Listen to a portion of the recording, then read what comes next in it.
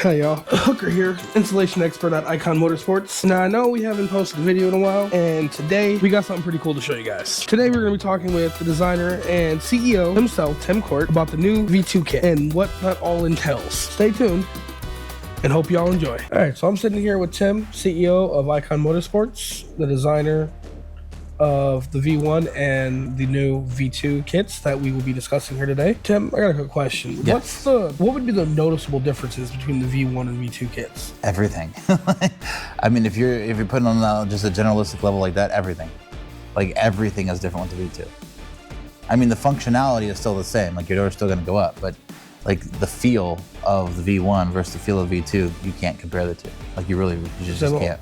And I understand that you changed all the a lot of the aluminum parts from the kit itself and the frame of the kit to steel. So the V2 has incorporated A36 structural grade steel mixed in with the T6 6061 machined aluminum parts.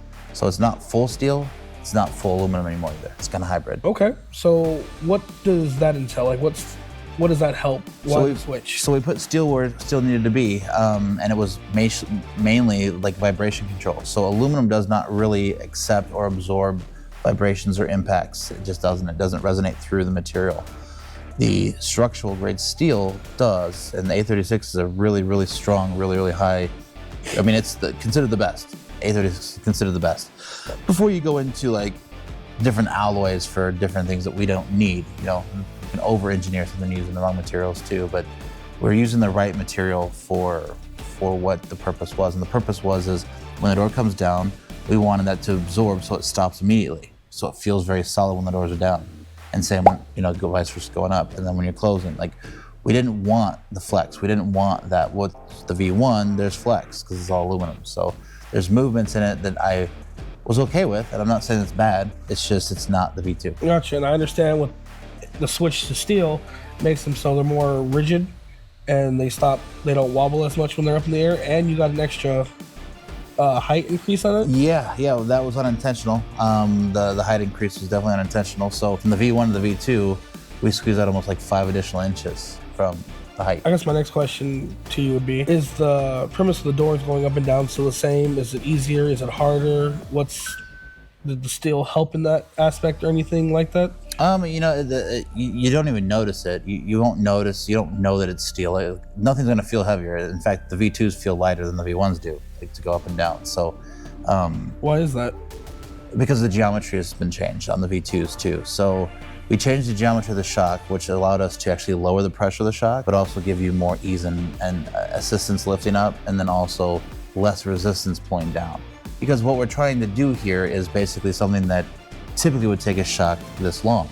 So like the McLarens and Lamborghini Aventadors, they come with doors from the fact that the unique doors that go up. If you look at their shock, especially on the McLarens, their shocks are like this long.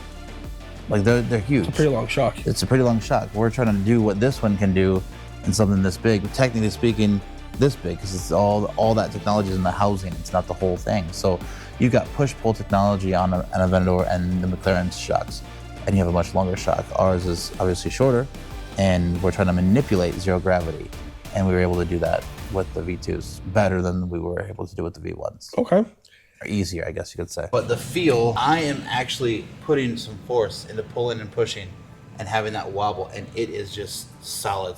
This door is I mean, you can force it, but you can force a Lamborghini Aventador door to do that too. But when it comes down and stops, and it feels like it.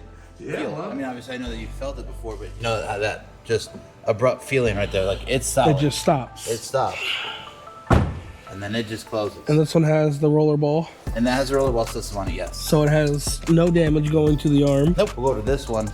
This is a pretty early on V1 that's on this one. So it comes down, and it stops, but you feel like you can see. You can see it bounce. You can see it bounce. Like it bounces. Yeah. And it moves, and it. Like I said, it was just when it closes, all intents and purposes, it's fine. It's just not a V2. It is not. This one also has the bullet. That also has the bullet. And you can see where it is eaten into the arm. So when these doors are up, you can really see it from the inside, the actual, and see how it wobbles. So that has a lot more, and again, it's mainly because the aluminum. The aluminum is softer, so it does flex. Oh, it definitely wants to flex way too much. It definitely wants to flex. Granted, they both still go up and down. They both still work. Oh, they work. However, the V2 is clearly a better choice. And it's higher. It is taller. It is higher. It is a higher raising door. Granted, I can't stand by either of them and reach the top. But how tall are you? On Tinder, I'm 6 foot. On Tinder, he's 6 foot. In real life, how tall are you? Oh, I don't know, like 5'9", 5'10". What's your average height for a man? Not for a black man. Well, not for a black I'm man. a short. How does the shock work with the new V2 kit? So the new V2, like I said before, it's lower pressure. So I think our V1s had about 518 PSI in the shock in the housing itself. This has roughly like 480, something like that.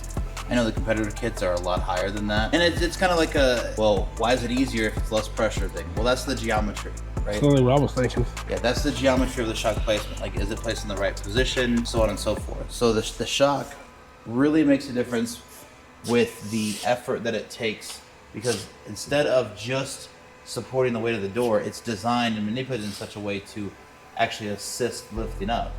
Like, I'm holding the door, and the door wants to go up by itself. Like, once you get to a certain point, like right here, the door wants to kind of fly up by itself. Like, this is just one, and it's the back of my finger, it's pushing that up. So I mean, it's just a much easier, much simpler kit to use. It completely is. Okay. And I've seen on Eikon's website that you guys offer a lifetime warranty. Yes. What does that entail? So we do. So with us, and we're the only company that does this, is we give you a lifetime warranty on the shocks. Because we know the quality of the shocks are really high quality shocks that we use. That turns into, obviously, there's costs associated to it. And that's one of the other things too, like, not to segue away from the shock situation of the question, but there wasn't really any expenses spared in designing any of these two kits. Like, it wasn't like, oh man, let's go like the cheap routes, things such as that. So we wanted the best shock. We wanted the absolute best shock for sure. But because of that, we're also able to issue a warranty. So our shocks are tested from the manufacturer. Like a duty cycle, like 75,000 duty cycles. So that's door up, down, 1. Do the math. Like, how soon do you think you're gonna need to replace your shock? Not gonna be anytime soon.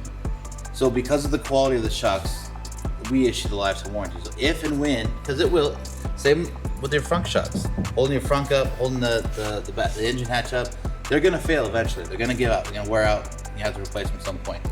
And we're kind of probably on par with the same lifespan of any other shocks. Because that's a general lifespan for like decent high quality shocks, about between 70 and 85,000 duty cycles.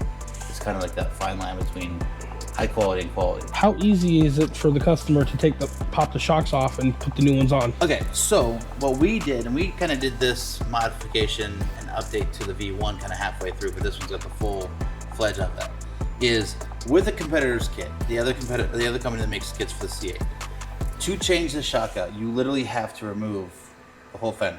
You have to go through that whole process of removing everything.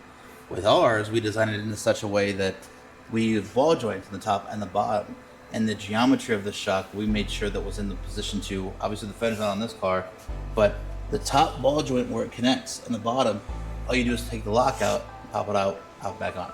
So they don't gotta remove the fender? No, you don't have to remove anything. Anything at all. You just pop them off and pop them in. You can literally change a shock out in less than 2 minutes. So they're literally just plug and place. Just plug and play. No removal of anything. And also this is the same with the adjustment. Once the shocks settle and the adjustments, fine-tuned in, it's not going to constantly fall out of alignment to where I have to raise the door back up. It's coming down. So obviously the shocks have to settle, and that's a new thing with any new shock. These do come somewhat pre-broken in a little bit. That's why we're also finding, obviously, that when you're installing these, you notice how once you do like one side and you go to the other side, you come back and you make an adjustment to the other side and you wait 15, 20 minutes because it's settling so quickly.